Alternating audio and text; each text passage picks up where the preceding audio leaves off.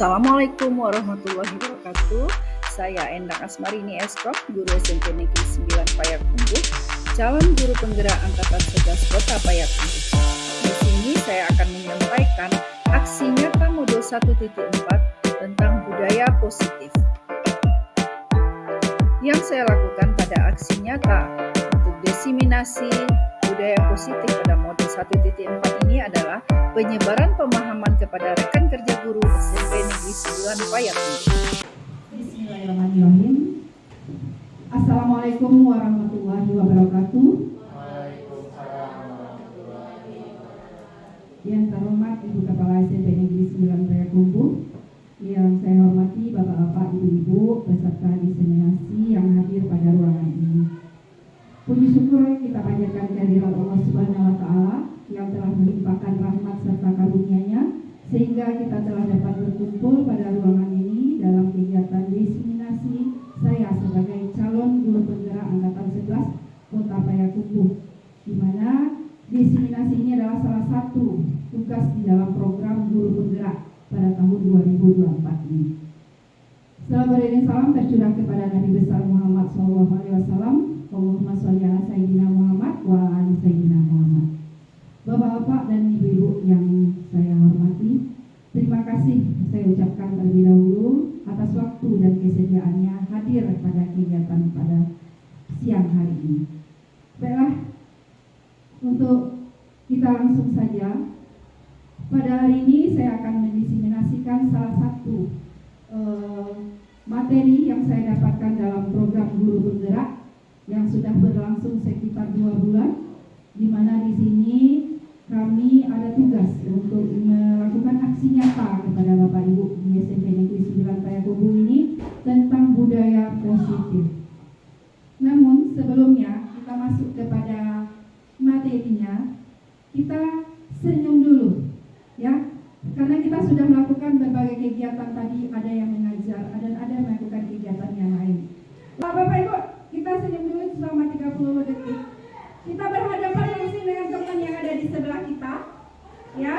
Berikan senyum yang terbaik Bapak Ibu, supaya kita bisa rileks nanti dalam menerima materi yang akan saya sampaikan. Boleh bertiga, ajaklah bertiga ya. Kalau tidak bisa bertiga, silakan kita mulai untuk senyum selama 30 detik. Saya hitung waktunya ya. Ya, 30 detik silakan berhadapan dengan teman di sampingnya. Kemudian tunjukkan senyum yang terbaik. Silakan kita mulai. Senyuman dimulai. Enggak, lihatkan giginya Bapak Ibu, senyumkan lebar-lebarnya. Iya boleh, silakan. Yang penting memberikan kita kebahagiaan pada hari ini. Belum lagi 30 detik. Masih 15 detik. 15 detik lagi. Silakan berikan senyumannya. Boleh ke teman yang berada di samping atau di hadapannya atau yang di sudut sana.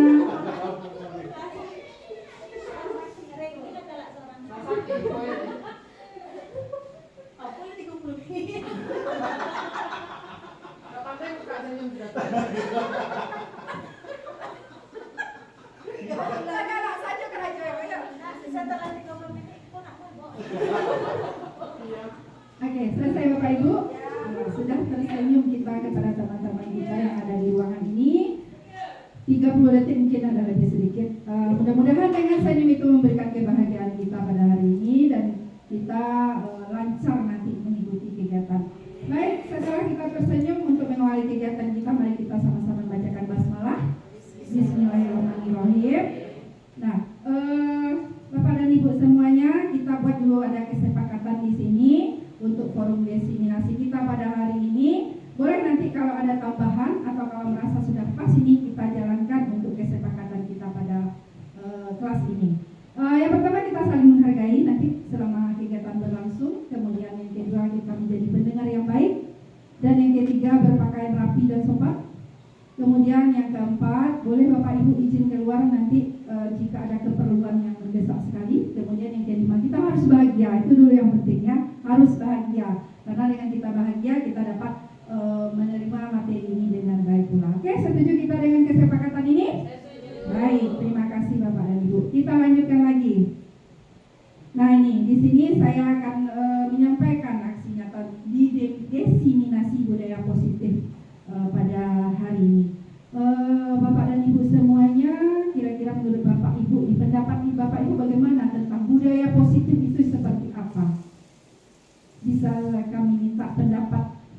Bapak Ibu.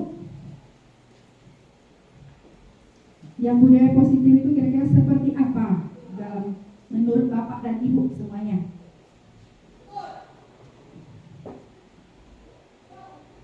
Ada yang mau berpendapat? Silakan. Boleh Umi.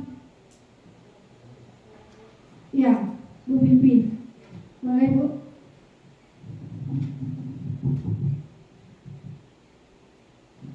Budaya positif kegiatan atau perilaku yang kita lakukan setiap hari yang bersifat positif, yang bersifat baik. Berarti segala perilaku yang dilakukan setiap hari di sekolah ini perilaku yang positif. Begitu ya Bu Bibi? Baik, bagaimana dengan pendapat yang lain, adakah? Ya, silakan Ibu. Baik Bu, menambahkan kalau budaya positif itu adalah sejenis serangkaian kegiatan yang mana terkandung di dalamnya nilai-nilai keyakinan yang menuntut siswa untuk melakukan segala sesuatu di dalam koridor nilai-nilai universal. Terima kasih. Terima kasih Bu ya.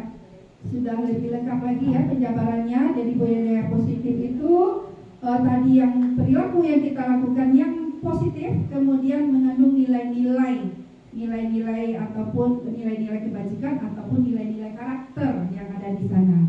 Baik, itu dua pendapat dulu kita simpulkan ya. Baik, kita lanjutkan lagi. Apa itu sebenarnya dari budaya positif? Nah ini, jadi kita sebagai seorang guru, sebagai pendidik yang baik itu memiliki kemampuan kita dalam mewujudkan budaya positif di sekolah kita. Karena budaya positif itu dijalankan dengan konsep-konsep yang seperti ini. Nah, apa konsep-konsep untuk menjalankan budaya positif itu supaya kita bisa berperilaku positif dan memiliki nilai-nilai kebajikan yang disebutkan oleh Bapak Ibu guru tadi. Nah, di sini kita lihat ada 6 di sini yang akan kami sampaikan pada hari ini konsep-konsep budaya positif itu. Yaitu yang pertama adanya disiplin positif namanya, ya disiplin positif. Kemudian ada motivasi perilaku manusia. Kemudian yang ketiga ada keyakinan sekolah atau kelas. Dan yang keempat ada kebutuhan dasar manusia. Kemudian yang 5 posisi kontrol restitusi. Dan kemudian yang keenam adalah segitiga restitusi. Nah, jadi mari kita kupas satu persatu konsep-konsep ini. Ya, oke. Kita lanjutkan lagi. Untuk disiplin positif. Nah, disiplin positif di sini merupakan cara penerapan disiplin yang mengajarkan anak bertanggung jawab dan menumbuhkan kesadaran diri berdasarkan nilai-nilai kebajikan. Tadi Ibu Mel juga menyebutkan ada nilai-nilai kebajikan di sini. Jadi kita memang secara kita menerapkan disiplin untuk agar anak itu bertanggung jawab dan menumbuhkan kesadaran diri dari diri mereka sendiri, bukan kesadaran dari orang lain yang muncul pada dirinya. Jadi memang itu yang kita terapkan ya, disiplin positifnya. Anak-anak itu memang bisa untuk bertanggung jawab. Kemudian disiplin ini ke arah disiplin diri yang bisa mengontrol dirinya dengan melakukan segala tindakan. Jadi anak itu harus bisa mengontrol dirinya. Ya, itu untuk disiplin positif. Kemudian disiplin ini juga dapat membuat murid memahami dan menyadari berdasarkan motivasi internal, bukan paksaan, bukan pula pujian atau karena hukuman. Jadi memang kita menerapkan disiplin positif ini nanti maunya kita muncul dalam diri anak itu sendiri. Ya Pak, lanjut Pak, masuk. Muncul dalam diri anak itu sendiri tentang motivasinya. Kalau dia ingin melakukan sesuatu itu, dia sudah tahu apa nanti akan konsekuensinya terhadap dirinya sendiri. Jadi dia bisa bertanggung jawab terhadap apa yang dilakukannya. Ya, kita lanjutkan lagi. Nah, jadi nilai-nilai kebajikan tadi yang sudah disebutkan itu yang ada di dalam penerapan disiplin positif, muaranya nanti ke sini, kepada profil pelajar Pancasila. Ada 6 dimensi profil pelajar Pancasila, yaitu beriman, bertakwa kepada Tuhan Yang Maha Esa dan berakhlak mulia. Kemudian mandiri, berkebinekaan global, royong, kreatif, dan bernalar kritis. Jadi karakter ini muncul dalam diri anak itu dengan motivasi intrinsiknya atau motivasi dari dalam sendirinya. Ini yang kita harapkan nanti dari penerapan disiplin positif. Kemudian kita masuk ke konsep yang kedua, yaitu motivasi perilaku manusia. Di sini ada 3 motivasi perilaku manusia. Jadi manusia itu berperilaku itu karena 3 dorongan, ya. Itu maksudnya di sini. Yaitu yang pertama, manusia itu melakukan sesuatu untuk menghindari ketidaknyamanan atau hukuman. Itu yang pertama. Kemudian yang kedua, manusia itu melakukan sesuatu untuk mendapatkan imbalan atau penghargaan dari orang lain. Dan yang ketiga, untuk menjadi orang yang mereka inginkan dan menghargai diri sendiri dengan nilai-nilai yang mereka percaya. Jadi dari 3 motivasi ini kita bisa dulu menanyakan ke diri kita sendiri, ya, kita melakukan sesuatu karena apa? Ya, dari 3 poin ini. Boleh Bapak Ibu, kira-kira kita melakukan sesuatu, mengajar mulai dari pagi kita berangkat sekolah, masuk kelas sesuai dengan jadwal kita, mengajar ke siswa kita, mendidik sampai nanti kita sorenya, kita melakukan hal itu karena apa? Dari 3 ini, apakah untuk menghindari ketidaknyamanan kah? Atau mendapat imbalan atau penghargaan dari orang lain? Ini mendapat penghargaan dari kepala sekolah, oh Ibu Pipi datangnya jam 6:30 sudah berada di sekolah. Apakah seperti itu? Tidak. Jadi kita mengharapkan apa di sini? Berperilaku? Ya, itu untuk menjadi orang yang mereka inginkan, menghargai diri sendiri dengan nilai-nilai yang kita percaya. Itu yang kita inginkan kalau kita sebagai guru. Berarti ada keikhlasan kita di sini untuk datang ke sekolah dan memberikan pendidikan kepada siswa-siswa kita di sekolah. Mana nih? Perilaku L-nya tinggal. Ya, terima kasih koreksinya Ibu. Ya Pak?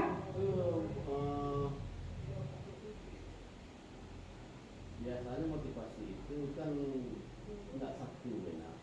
Ya. Kalau hanya kita mencapai satu saja tanpa mengharapkan imbalan itu tidaklah mungkin ada. Saya ingat masih yang bikin ibu waktu itu ada guru sadar, ada guru apa tuh ya? Guru bayar, ada guru nasar. Ya. Nah, terkait dengan motivasi ini, tentu kita tidak akan bisa memisah-misahkan itu, benar. Ya. Pertama itu yang kita cari itu dominannya. Yang pertama untuk menghindari ketidaknyamanan atau hukuman, kemudian untuk mendapatkan imbalan, penghargaan dari orang lain, dan untuk menjadi orang yang mereka inginkan. Nah, tentu ketiga-tiga ini mungkin akan muncul bagi peserta didik atau peserta didik. Tidak bisa muncul itu saja. Ya. Makasih Pak Dato. Ya, untuk sekarang saya simpan dulu ya Pak Dato. Pertanyaannya kita lanjutkan dulu ya Pak, boleh? Oh, emang. Ya, boleh ya Pak? Boleh. Ya.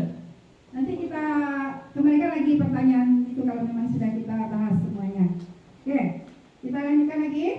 Nah, ini yang ke konsep berikutnya, ada keyakinan sekolah atau keyakinan kelas.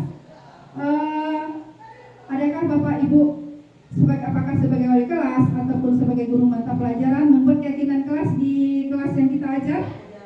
Ada, ya? Ada yang belum? Nah, setidaknya ada ya, baik kita itu sebagai wali kelas ataupun guru mata pelajaran. Nah, kita lihat ini keyakinan sekolah atau keyakinan kelas.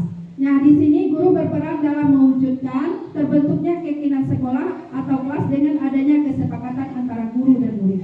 Jadi kita membuat kesepakatan dulu dengan murid, yang murid itu pendapatnya semuanya dari murid, nanti kita sepakati, kalau kita setuju berarti kita jalankan secara bersama-sama, dan itu akan menjadikan sebuah keyakinan kelas. Kita lanjutkan dulu. Nah, di sini keyakinan itu berupa pernyataan-pernyataan universal yang mudah diingat dan mudah dipahami dan harus diterapkan di lingkungan sekolah. Jadi itu untuk keyakinan kelas. Kemudian ini contoh dari keyakinan kelas yang dibuat di salah satu kelas. Ya, di sini ada contohnya keyakinan kelas 7 digital 1. Nah, ini hadir tapi di kelas tepat waktu, kemudian kemudian kebersihan kelas, tanggung jawab bersama, aktif dalam kegiatan pembelajaran, berpakaian rapi sesuai harinya, kemudian saling menghargai. Nah, udah kita lihat tadi pengertian sebelumnya bahwa ini baru aja mudah diingat, ya, tidak perlu banyak tapi mudah diingat dan bisa diterapkan. Itu yang merupakan keyakinan kelas. Oke, kita lanjutkan dulu. Nah, sampailah kita ke ice breaking dulu ya. Pada tuh karena mungkin baru bergabung dengan kita, tadi kita sudah tersenyum 30 detik Pak. Nah, untuk sekarang kita, sebelum kita lanjut ke materi berikutnya, baik kita ice breaking. Ice breaking untuk apa namanya tadi Bu Bibi? Tap up, down, shake. Tap up, down, shake. Nah, ya caranya begini. Ini tangan ya, pakai tangan di kepala, kemudian kita berdua dengan teman, saling berhadapan dengan teman, gitu ya. Nah, yang terdekat. Nah, jadi tangan teman misalnya seperti ini. Siapa yang duluan? Satu tangannya misalnya coba Ibu Sani. Up dulu, berarti Ibu Sani naik ke sini. Kemudian saya lagi, ya. Kemudian Bu Sani di atas sini, kita lagi. Nah, kalau saya sebutkan up, berarti yang paling bawah ke atas. Kalau yang down berarti yang di atas ke bawah. Oke. Kemudian setelah itu shake. Nah, kalau shake kita bergoyang dulu. Jadi bagusnya kita berdiri loh. Coba. Saya kan mau tua bergoyang. Nyala tarik kami. Oh ya. Oh iya, nyala. Awas kamera. Nah, oke. Ya, tambah dua pada tua. Oke, mulai pada tua. Tidak bisa seorang dong. Berdua lah bisa. Besar ke situ sih, Teh. Kalau suka pindah bisa. Nyala kali. Nah. Up. Yang di bawah ke atas, yang up berarti yang paling bawah ke atas. Ya, up. Nah, down. Turun. Down. Up. Shake. Ini suruh naik, enggak mau naik. Turun. Tarik dipukul ke teman yang Otak juga. boleh tangan yang paling bawah. Tapi boleh menghindar ya, boleh kita menghindar. Oke, itu uji coba. Kita ulang lagi. Ya. Down. Up. Down. Shake. Down. Tap.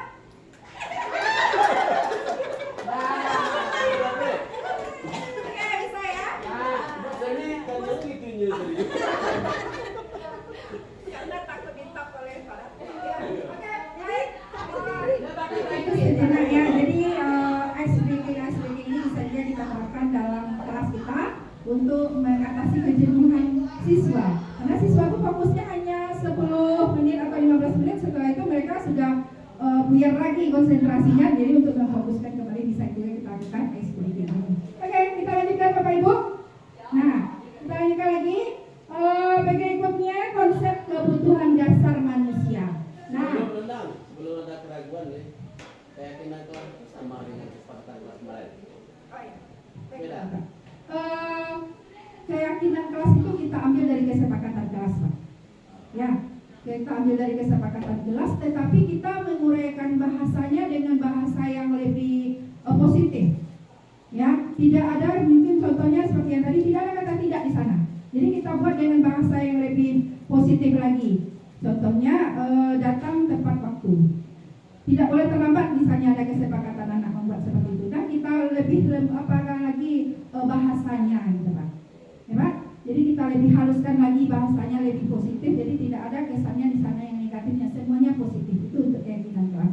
Dan singkat, mudah dipahami. Nah, tidak perlu banyak-banyak. Setiap kita mengajar itu 5 poin saja sudah, atau 4 poin, cukup. Yang penting anak itu bisa melaksanakan dan menyepakatinya, karena mereka yang membuat sehingga kita bersama-sama melaksanakan. melaksanakannya. Ya, oke Pak Ketua. Baik, dilanjutkan. Ini untuk pemenuhan kebutuhan manusia. Di sini ketika seorang murid melakukan suatu perbuatan yang bertentangan dengan nilai-nilai kebajikan atau melanggar peraturan, hal itu sebenarnya dikarenakan mereka gagal memenuhi kebutuhan dasar mereka. Itu yang kita pahami dari siswa kita, ya. Ada yang anak melanggar aturan, bisa jadi ada kebutuhan dasarnya yang belum mereka penuhi atau terpenuhi pada diri anak tersebut. Nah, di sini apa saja kebutuhan dasar manusia itu? Ada 5. Yang pertama, kebutuhan bertahan hidup, kemudian kasih sayang dan rasa diterima, penguasaan, kebebasan dan kesenangan. Nah, apa bertahan hidup itu? Makanan, pakaian, tempat tinggal, keamanan, kemudian kesehatan. Kemudian kasih sayang itu yang mana saja? Rasa diterima, dipedulikan, berbagi, bekerja sama, menjadi bagian dia dalam kelompok tersebut. Kemudian harga diri, itu untuk penguasaan, keinginan untuk dianggap, ya. Kemudian memimpin, berprestasi, diakui dan didengar. Kemudian kebebasan itu yang mana saja? Anak itu bisa jadi mandiri, memiliki pilihan, mencoba hal baru dan mampu mengendalikan arah dirinya. Kemudian yang kesenangan yang mana? Dia suka bermain, humor, antusiasme dan tertawa. Ini 5 kebutuhan dasar manusia, ya. Nah, kita harus paham juga ini nanti. Nah, ini ada satu studi kasus. Ibu Susanti, guru wali kelas 74, sedang bingung menghadapi ulah salah satu murid di kelasnya yang bernama Andre. Beberapa anak telah mengeluh kalau Andre ini seringkali meminta bekal makan siang mereka dengan paksa. Jika Anda menghadapi suatu situasi seperti Ibu Susanti, apa yang akan dilakukan? Lalu menurut Anda kira-kira apa alasan Andre melakukan itu? Bisa kita bahas ini Bapak Ibu. Bisakah Bapak Ibu untuk menjawab pertanyaan itu? Kalau Bapak Ibu sebagai Ibu Susanti misalnya, atau sebagai guru, apa yang akan Bapak Ibu lakukan jika menemui situasi yang seperti ini? Bisa diminta pendapatnya? Ya, siapa duluan? Ibu Selni. Oke, silakan Bu Selni.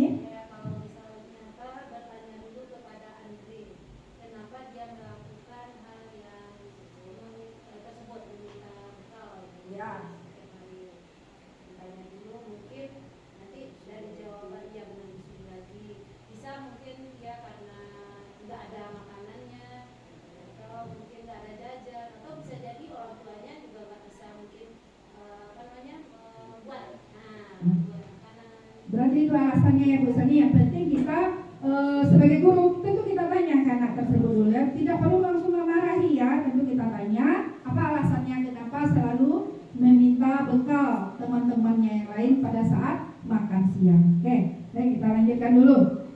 Jadi di sini nanti ada kaitannya dengan 5 kebutuhan tadi, mana yang belum terpenuhi pada diri anak tersebut. Nah, ini alasan yang pertama, ya. Benar yang Ibu sampaikan tadi. Tentu kita tanya ke orang tuanya dulu. Karena ia lapar dan orang tuanya tidak membawakannya bekal makan siang, maka kebutuhan dasar yang sedang dipenuhi oleh Andre ya, oleh Andre berusaha dipenuhinya adalah kebutuhan untuk bertahan hidup. Itu dulu ya. Karena dia tidak membawa bekal. Itu alasan mungkin yang pertama setelah ditanyakan oleh guru. Kemudian alasan yang berikutnya, dia merasa senang mungkin dapat perhatian dari temannya, ya, karena temannya memperhatikan dia dengan perilakunya yang dilakukannya tadi. Ketika temannya melaporkan tindakan itu kepada guru dan guru memberitahukan orang tuanya, sehingga orang tuanya akan menjadi perhatian ke dia. Ya, kenapa kok anak saya begini di sekolah, suka mengambil bekal temannya, apa alasannya ini? Kemudian, nah kalau terjadi seperti ini, setelah guru memanggil orang tuanya, maka kebutuhan dasar yang sedang dipenuhi Andre itu adalah kebutuhan akan kasih sayang dan rasa diterima. Jadi bisa jadi dari orang tuanya selama ini tidak perhatian ke dia, nah tidak perhatian, tidak membuatkan bekal untuk dia, sehingga dengan seperti itu dia mengembalikan lagi ke orang tuanya, sehingga orang tuanya sadar karena memang anak ini kurang kasih sayang. Oke, selanjutnya alasan yang berikutnya, yang ketiga, karena temannya jadi takut dengan dia dan menuruti keinginannya, maka sebetulnya Andre ini sedang berusaha memenuhi kebutuhan dasarnya akan kekuasaan. Ya, kekuasaan karena ada teman yang takut dengan dia. Oke, itu alasannya. Dari 5 kebutuhan dasar tadi sudah ada 3 alasannya. Kemudian yang keempat, dibuatkan oleh orang tuanya, tapi bekalnya itu saja menunya sehingga ada rasa bosan. Karena itu dia mencoba makanan temannya yang beraneka ragam, sehingga Andre berusaha memenuhi kebutuhannya akan kebebasannya. Ya, jadi memang kalau kita sebagai orang tua tentu perlu memperhatikan bekal anak, jangan itu aja goreng telur aja setiap harinya. Maka harus kita variasikan yang lain, karena anak akan berbuat seperti ini nanti. Dia akan mencari kebebasan dengan meminta menu bekal temannya yang lain.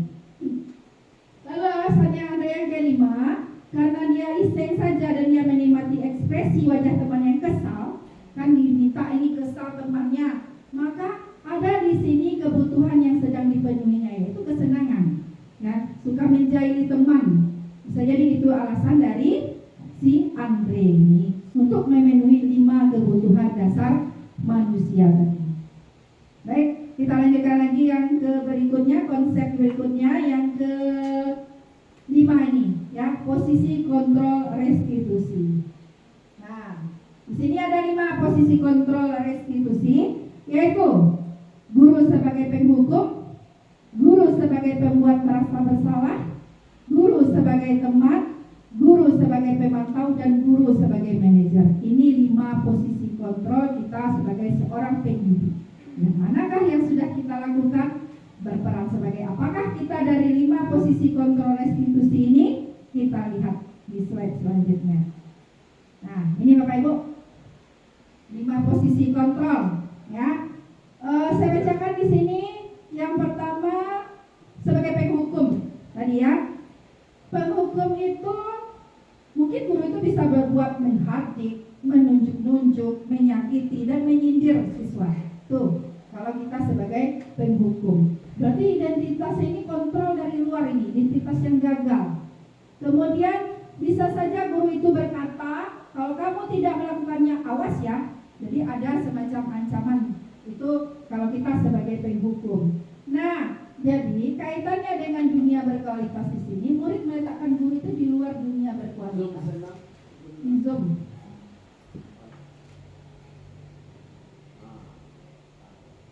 Nah, ya, itu kalau kita sebagai penghukum di sini. Jadi ada tindakan dan kata-kata yang mungkin akan menyakiti hati anak kita, atau melakukan suatu perbuatan dengan mencubit dan memukul segala macamnya, itu berarti kita termasuk sebagai penghukum. Kemudian kita sebagai pembuat rasa bersalah, apa contohnya di sini?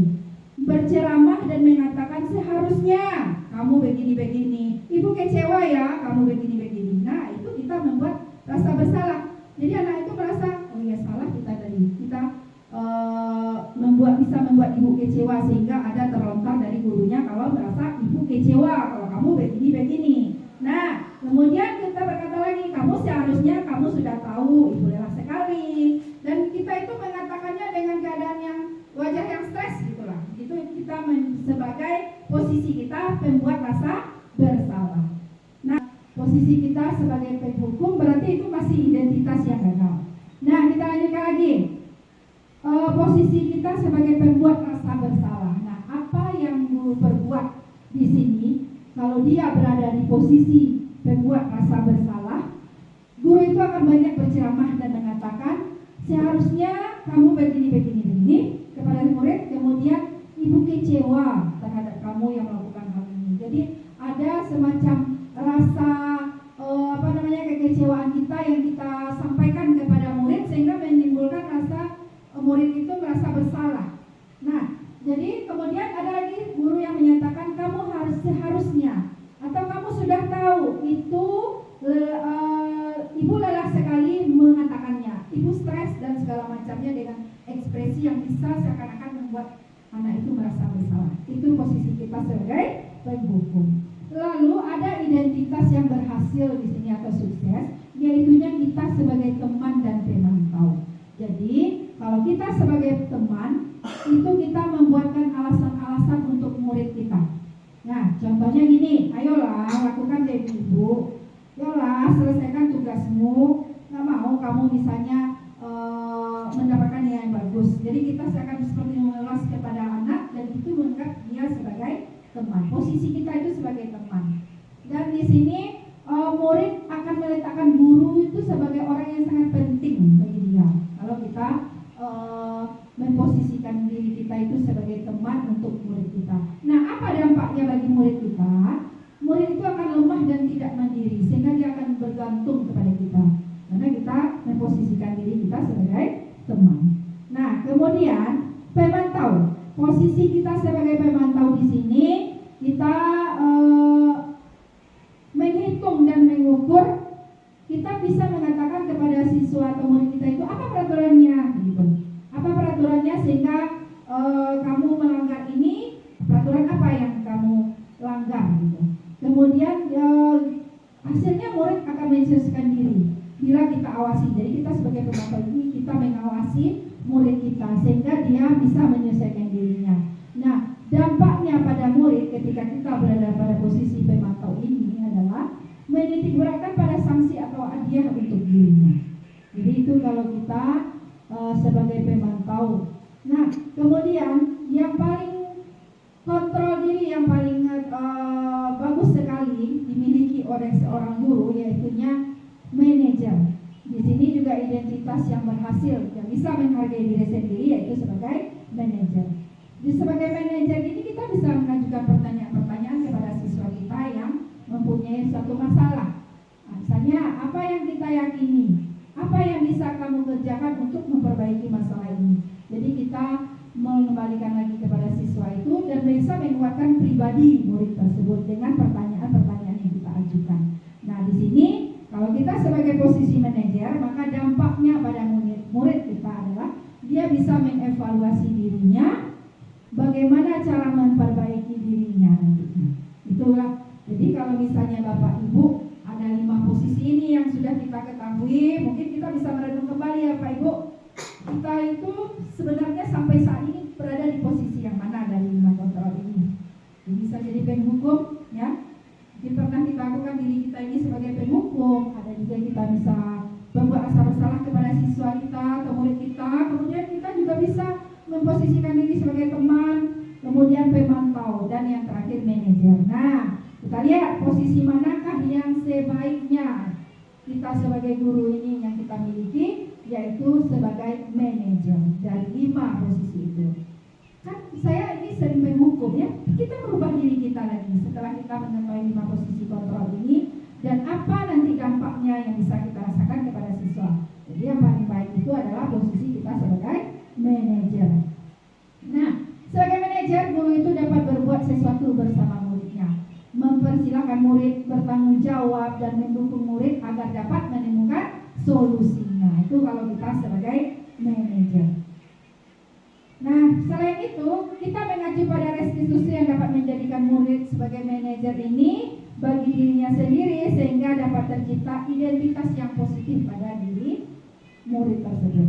Jadi kita melakukan restitusi ini untuk bagaimana murid itu menciptakan identitas positif pada diri murid kita. Baik, kita lanjutkan lagi ke konsep yang ke-6. Di sini adalah segitiga restitusi. Nah, memang lambangnya itu seperti segitiga ya, di mana segitiga restitusi ini ada 3 tahapan yang akan kita lakukan di sini, yaitu pertama menstabilkan identitas, yang kedua validasi tindakan yang salah, dan yang ketiga menanyakan keyakinan. Kita mulai dari tahapan yang pertama yaitu menstabilkan identitas.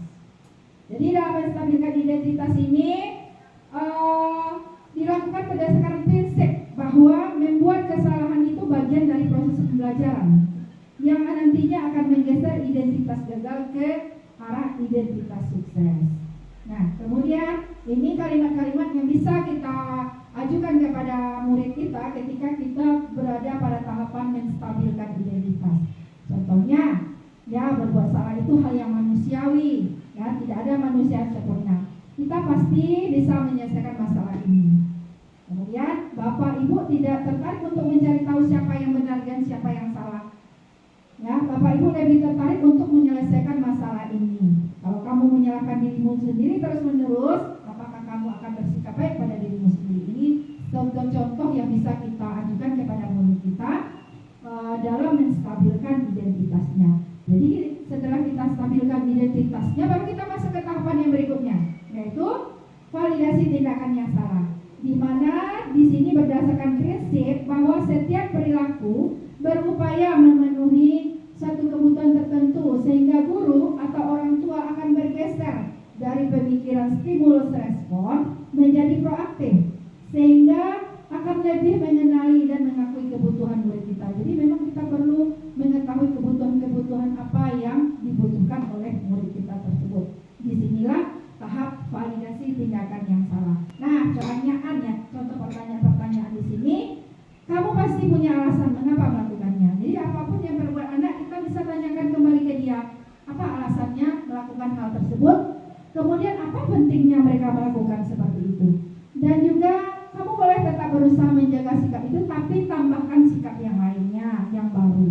Kemudian, maukah kamu belajar cara lain untuk mendapatkan yang kamu butuhkan tanpa harus memukul? Itu contohnya. Jadi kalau anak yang suka berantem dengan temannya, bisa kita lakukan segitiga restitusi ini dengan menstabilkan identitas, kemudian melakukan validasi tindakan yang salah. Nah, kemudian yang terakhir, yang ketiga, setelah kita stabilkan identitasnya, setelah kita validasi tindakan yang salah, lalu menanyakan lagi keyakinan kepada anak murid kita itu. Pertanyaan-pertanyaan yang bermakna kepada murid, ya, di mana dengan pertanyaan-pertanyaan itu anak akan memunculkan motivasinya secara intrinsik, motivasi dari dalam dirinya, sehingga dia mampu mengaitkan keyakinan yang sudah dibuat dengan tindakan yang salah. Jadi makanya itu keyakinan itu perlu sekali kita buat, baik di dalam kelas kita sebagai wali kelas maupun kita sebagai guru mata pelajaran, seperti yang sudah diuraikan tadi. Nah, ini bentuk-bentuk dari pertanyaan yang bisa kita ajukan nanti kepada murid kita dalam menanyakan keyakinan. Apa nilai yang kita percaya di sekolah kita? Kemudian nilai-nilai apa yang telah kita sepakati? Nah, ini di dalam keyakinan kelas kita ajak lagi anak itu mengingat tentang keyakinan yang sudah dibuatnya dan sudah kita sepakati bersama-sama. Kemudian kelas yang ideal itu seperti apa sih? Nah, itu contoh-contoh dari pertanyaan yang bisa kita ajukan kepada murid kita. Kemudian ketika kamu melakukan itu, kamu ingin menjadi orang yang seperti apa? Jadi kita kembalikan lagi ke murid kita itu sehingga dia bisa menyampaikan kembali, mencarikan solusi lagi untuk tindakan yang sudah diperbuat sebelumnya. Setelah kita melakukan dua tahap sebelumnya, yaitu menstabilkan identitas dan memvalidasi tindakan yang salah. Baik, Bapak dan Ibu guru yang saya hormati, sampailah kita di sini, di mana dari yang sudah saya uraikan tadi ada 6 konsep yang perlu sekali kita terapkan untuk menciptakan budaya positif di sekolah kita, yaitunya yang terakhir, mulai dari yang terakhir tadi dengan segitiga restitusi, ini akan saling berkaitan antara nomor 1 sampai nomor 6 ini, di mana kita mulai tadi dari disiplin positif, kemudian kita mengetahui motivasi perilaku manusia itu berbuat karena apa? Apakah karena ketidaknyamanan dengan sesuatu, atau ingin mendapatkan pujian, atau merasa terpaksa, atau memang mereka melakukan sesuatu itu karena dorongan dari dalam dirinya sendiri. Itu 3 motivasi perilaku manusia. Lalu keyakinan sekolah atau kelas yang sudah kita sepakati dengan menggunakan bahasa yang lebih halus, kemudian bahasa yang positif dan mudah dipahami. Lalu kita perlu mengenali kebutuhan dasar manusia. Jadi murid itu dia manusia biasa, punya kebutuhan-kebutuhan dasar. Apakah kebutuhan dasar akan bertahan hidup, atau kebebasan, atau ingin kasih sayang, dari kelima kebutuhan dasar itu. Sehingga kita dapat mengetahui dalam kita mengatasi permasalahan anak ini, kita berada pada posisi kontrol yang mana. Jadi yang terbaik tadi adalah sebagai manajer. Nah, kemudian yang segitiga restitusi, bagaimana cara kita, tahap-tahapan kita dalam menyelesaikan suatu permasalahan yang terjadi pada diri murid kita. Baik, Bapak Ibu semuanya, demikian yang dapat saya sampaikan tentang budaya positif ini. Berikutnya, sebelum ditutup dan dibuatkan kesimpulannya nanti, apakah ada pertanyaan? Kami berikan waktu kepada Bapak Ibu semuanya, boleh berupa pertanyaan ataupun suatu penguatan untuk kegiatan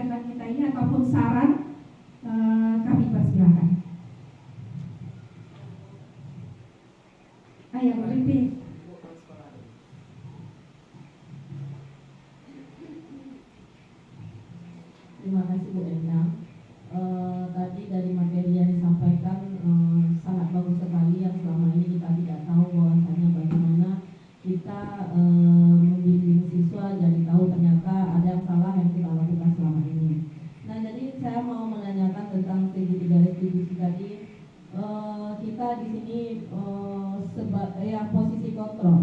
Kita maunya di sini kan sebagai manajer di sini. Nah, tapi pada kenyataan selama ini kita mungkin masih sering juga menghukum siswa tanpa perhatikan bagaimana siswa tersebut. Tetapi kadangkala di lapangan kita sering pengen menjadi manajer. Ketika anak terlambat contohnya, selalu kita tanyakan. Nah, nanti kita cari solusi. Besok dia terlambat lagi. Besok dia juga terlambat lagi. Jadi kadang kita kembali lagi dengan menghukum mereka. Sementara sebaiknya kita tidak melakukan hal itu. Jadi bagaimana sebaiknya Bu Ina? Terima kasih. Ya. Terima kasih Bu Bibi atas pertanyaannya. Mungkin ini langsung saya jawab saja pertanyaan yang pertama ini. Kita sudah melakukan cara dalam penyelesaian masalah anak, contohnya dalam segitiga restitusi itu sudah kita lakukan ya. Namun tidak hanya sampai di situ saja kalau kita ingin menciptakan suatu budaya positif. Kita tidak cukup hanya dengan segitiga restitusi saja. Tentu kita perlu melihat melihat kebutuhan dasar manusia itu seperti apa. Kadang mungkin anak itu melakukan satu kesalahan yang berulang-ulang, mungkin tidak terpantau oleh guru kebutuhan dasar manusia. Memang kita ingin memposisikan kita sebagai manajer, tapi perlu kita tinjau lagi kebutuhan dasar manusia apa dari murid kita ini yang belum terpenuhi. Dari segitiga restitusi kita bisa menanyakan hal itu. Bisa saja mungkin belum sempurna yang kita ajukan menstabilkan identitasnya ataupun tahapan validasi tindakan yang salahnya belum sempurna kita. Jadi kita perlu melihat lagi konsep-konsep yang lain untuk menciptakan bagaimana siswa itu tidak berbuat kesalahan yang sama, gitu ya. Cuma penanganannya memang bisa kita lakukan menggunakan segitiga restitusi. Tetapi kita kembali lagi ke aturan sekolah kita, ke tata tertib yang sudah dibuat oleh sekolah kita. Kita kan membuat tata tertib itu kan semua kita terlibat, baik itu murid, orang tua, komite, guru, semuanya kita terlibat, semua warga sekolah terlibat untuk membuat tata tertib. Nah, kita kembali lagi kepada tata tertib. Jadi segitiga restitusi ini semacam pendekatan yang kita lakukan kepada anak. Kalau pendekatan yang kita lakukan tepat, insya Allah akan bisa membuat perubahan pada diri anak tersebut. Ya, begitu ya Bu Bibi. Terima kasih Bu Ina. Mungkin kita harus sering mengingatkan dan mengingatkan kembali. Iya, karena pendidikan itu kan kita berpusat kepada murid ya. Dalam proses pembelajaran itu memang kita berpusat pada murid. Malah sesuai dengan filosofi Ki Hajar Dewantara itu kan pendidikan itu adalah menuntun ya. Kita menuntun murid itu menjadi manusia yang seutuhnya sesuai dengan kodrat alam dan zamannya. Manusia ini berbeda-beda ya. Sesuai dengan kodrat alam dan zamannya. Kalau kita sudah mengenalinya, kita bisa berpusat kepada murid, menuntun dan tidak menuntut kamu harus begini atau tidak, tetapi menuntun. Dan kita bisa membuat mereka menjadi bahagia di dalam proses pembelajarannya, sehingga itu akan bisa merubah karakter dari murid tersebut menjadi lebih baik lagi. Dan juga dari filosofi Ki Hajar Dewantara ini kan semacam kita menghamba dalam tanda kutip kepada murid. Dalam proses pembelajaran terjadi itu pun memang berpusat kepada murid. Jadi itulah tugas kita sebagai pendidik lagi untuk bisa bagaimana menciptakan budaya positif ini, membuat perilaku murid itu mempunyai karakter yang bagus sesuai dengan profil pelajar Pancasila. Itu menurut saya Bu Bibi. Ya, bagaimana Bapak Ibu yang lain? Apakah masih ada pertanyaan? Ya, baik. Oke,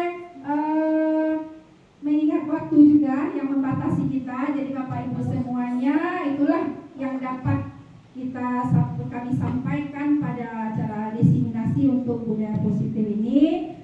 Dari 6 konsep, mudah-mudahan kita dapat menerapkannya dengan sebaik-baiknya. Baik Bapak Ibu semuanya, apakah ada pertanyaan yang lain? Ya Bu. Oke.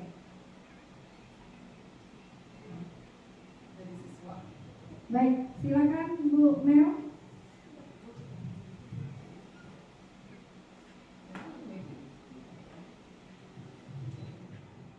Dan terima kasih Ibu Endang. Di sini kami akan bertanya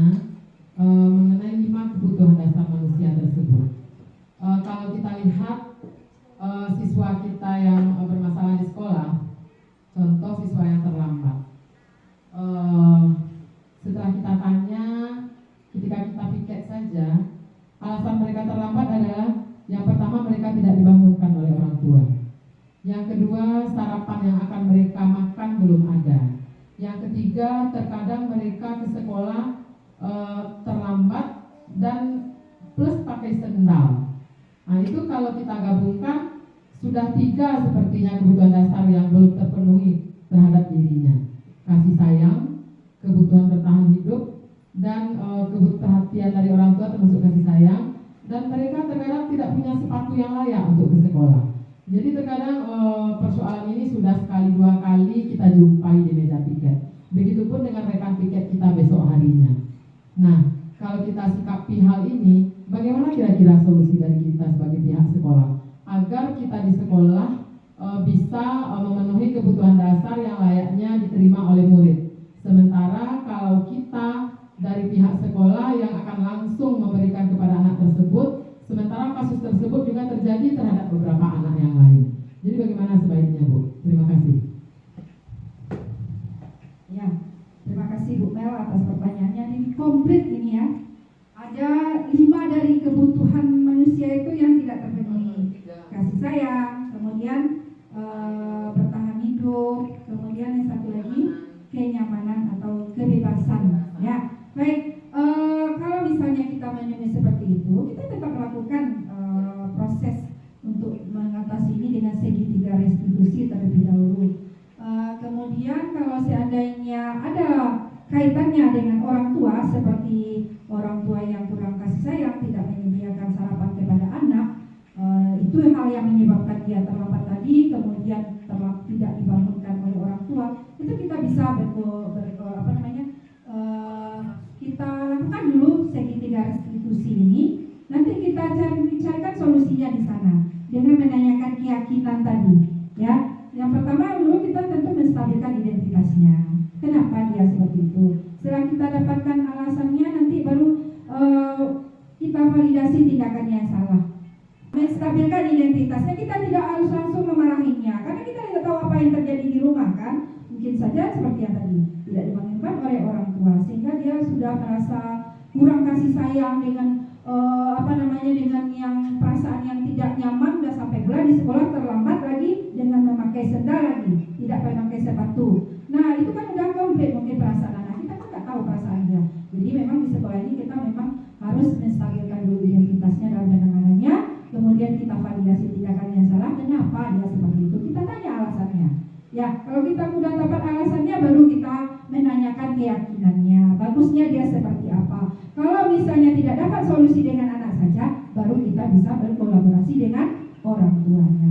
Nah, mengenai anak yang memang tidak dapat tidak punya sepatu untuk ke sekolah, karena memang itu kebutuhan kebutuhan dasar ini. Ya, yang pertama kebutuhan akan hidup ya. Kebutuhan akan berhidup itu yang memang belum mencukupi, itu kan bisa mungkin kita carikan solusinya di sekolah ini dengan melalui beasiswa misalnya ya, sehingga anak itu memang dapat membeli sepatu yang layak untuk dipakainya ke sekolah. Itu udah rasa kepedulian kita lagi terhadap anak. Tapi kalau memang kita sudah melakukan kolaborasi dengan orang tua, saya rasa orang tua pun sudah memahaminya. Mungkin selama ini dia merasa tidak memperhatikan anaknya, dengan kita berkolaborasi dengan orang tua, mungkin orang tua akan lebih mempedulikan anak lagi, dan kita bisa mencarikan solusinya di sana. Ya, begitu ya Bu Mel. Ya, terima kasih Bu Mel. Bagaimana Bapak Ibu yang lain? Oke, cukup ya. Baik, karena waktu juga yang membatasi kita, jadi itulah yang dapat saya sampaikan pada diseminasi budaya positif ini.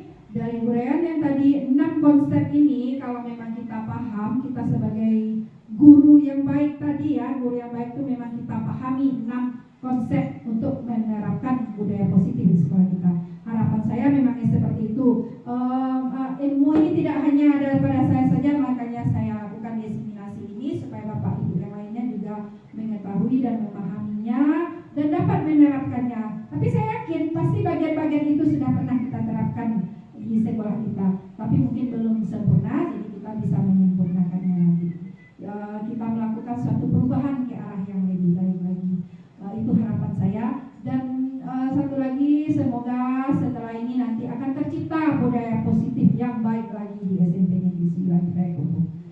Bapak Ibu semuanya, terima kasih atas kehadirannya sekali lagi. Terima kasih atas waktunya. 1 jam ini kita berada di ruangan ini dengan berdiskusi dan menyampaikan suatu pemahaman tentang budaya positif. Saya menyampaikan mohon maaf apabila ada salah kata dan khilaf pada perbuatan. Billahi taufiq wal hidayah. Assalamualaikum warahmatullahi wabarakatuh. Tepuk tangan lah untuk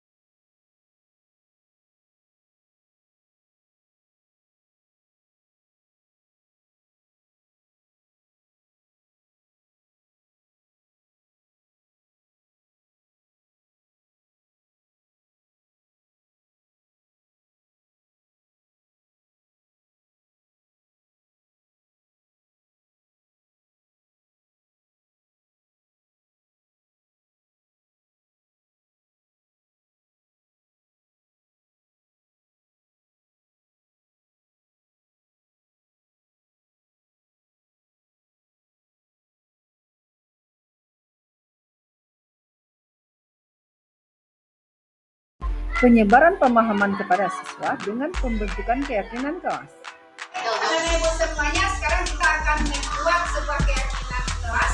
Jadi kesepakatan kelas yang akan kamu isi nanti. Jadi masing-masing kamu nanti memberikan ide atau pendapatnya di selebar kita nanti. Apapun ide yang ada di kepala kamu sekarang ini, dia supaya ada kita punya keyakinan kelas, kesepakatan kelas. Dimana nanti kita akan membuatnya sama-sama. Kita rembukan bersama, kita putuskan bersama, dan kita laksanakan secara bersama.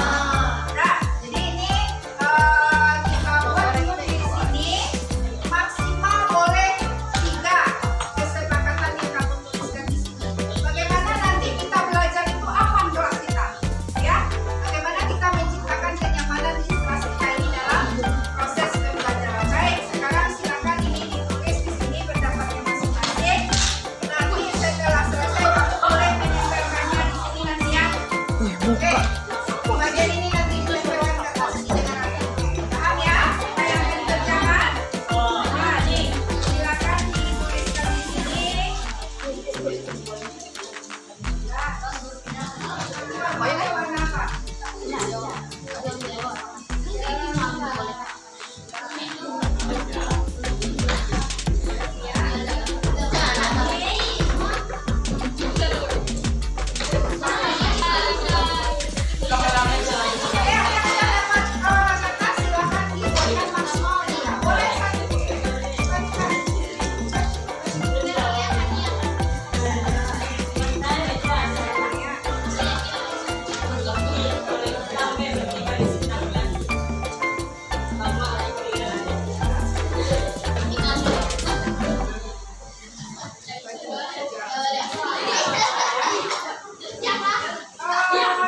Boleh dibuat nama, boleh tidak ya, karena ini kita membuat semuanya kan semuanya berhak memberikan nama saja.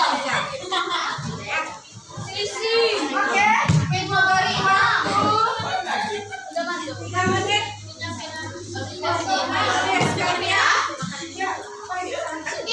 Sekarang ya. Nah, jalan. Silakan diisi. Nanti pendapat inilah nanti yang akan kita, nggak usah dibuat nama. Tidak perlu dibuat namanya.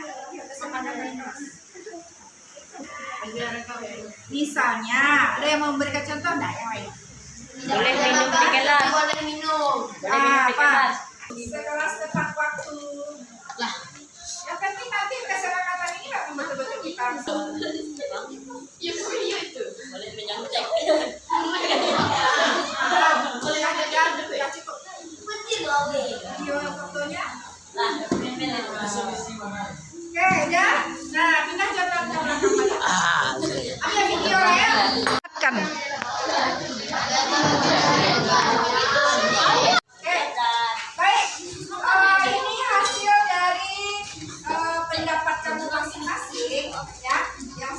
kamu tuangkan ke dalam kertas berwarna putih hitam ini, kita akan saring mana yang sama, berarti kita buat aja satu. Setuju ya?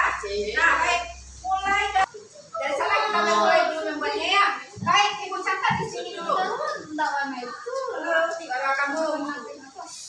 Nah, berarti di sini membuat di sini masuk kelas tepat waktu. Setuju ya? Nah, nanti mana yang tidak, nanti kita coret. Kita mencari mana yang sama. Kemudian ada mengerjakan tugas tepat waktu. Mengerjakan tugas, sebenarnya bahasanya yang bagusnya Pak, mengerjakan atau mengumpulkan? Mengumpulkan, dia tepat. Kita cari bahasanya yang tepat. Mengumpulkan tugas.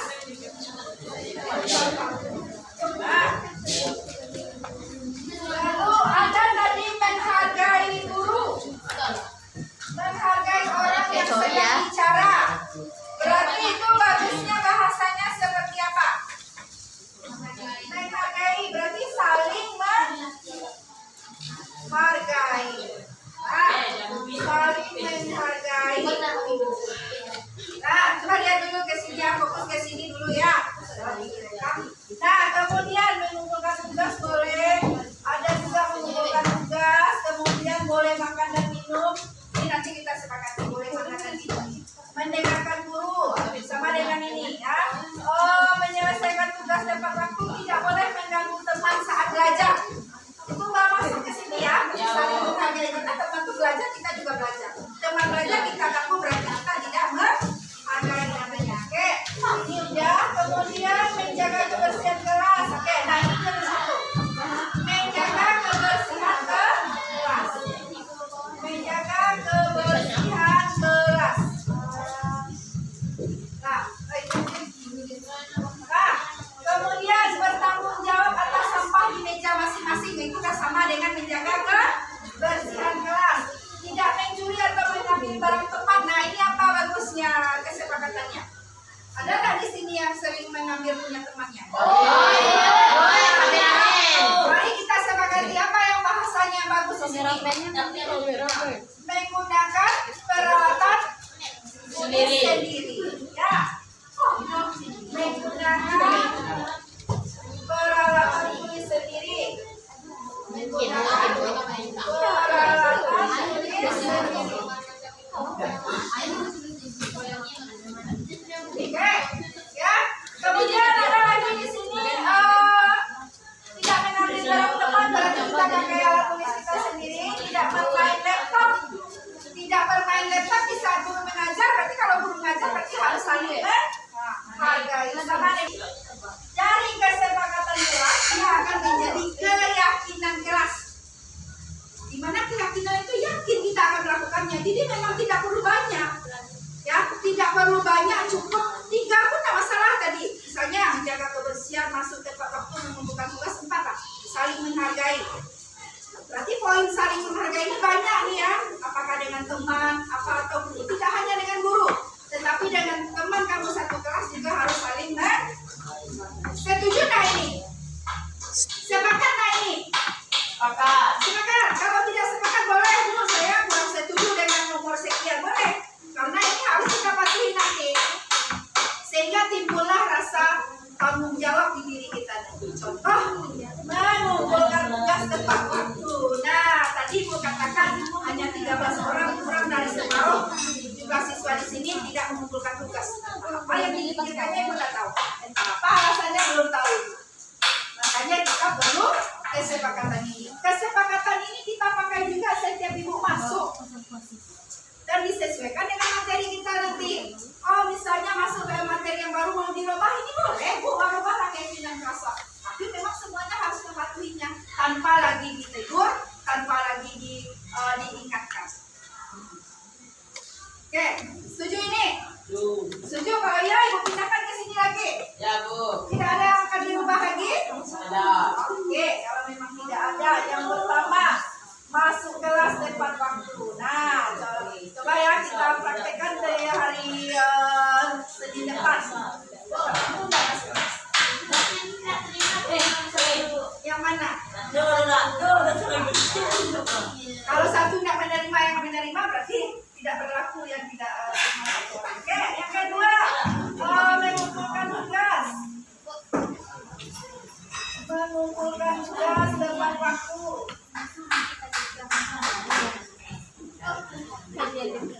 ketiga, saling menghargai. Ya. Yang keempat, menjaga kebersihan kelas. Contohnya tadi ya, banyak sekali ada di kertas tuh. Menjaga kebersihan kelas. Yang kelima,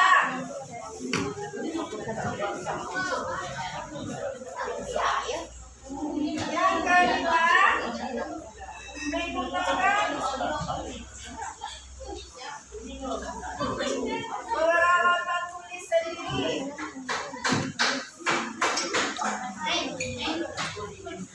Kalau menggunakan peralatan tulis sendiri, seandainya teman dia tidak terbawa, bagaimana caranya? Pinjam dulu. Yang tidak boleh itu apa? Mengambil tanpa sepengetahuan orang. Ulang nanti. Nomor 6 boleh minum saat minum saja ya. Oke. Nah, kalau memang sudah sepakat ini ya, cukup tenang saja. Memang betul-betul kita laksanakan lagi mulai Senin. Ya, setuju nih. Kalau iya buat tanggalnya di sini ada ditandatangani oleh ketua kelas di bawah. Sampai ke kelas. Oke. Oke. Cukup? Ini saling menghargai nih. Nama-namanya dibaca di situ. Saling menghargainya dikenaan. Nah, berarti oke. Ketua kelas di sini tandatangani. Sepakat ini ya. Oke. Boleh. Jadi sebelah sana ambil. Ayo. Foto juga ambil. Oke. Baik, terima kasih untuk semuanya. Jadi kita 6 ini tolong dihafal ya. Pasti ingat. Nah, harus saling menghargai, masuk tepat waktu, mengerjakan tugas tepat waktu, menggunakan peralatan sendiri. Ya boleh terima kasih, silakan. Berikut adalah respon dari siswa. Kenalkan, nama saya Bintang Adrian dari kelas 8 Pendidikan.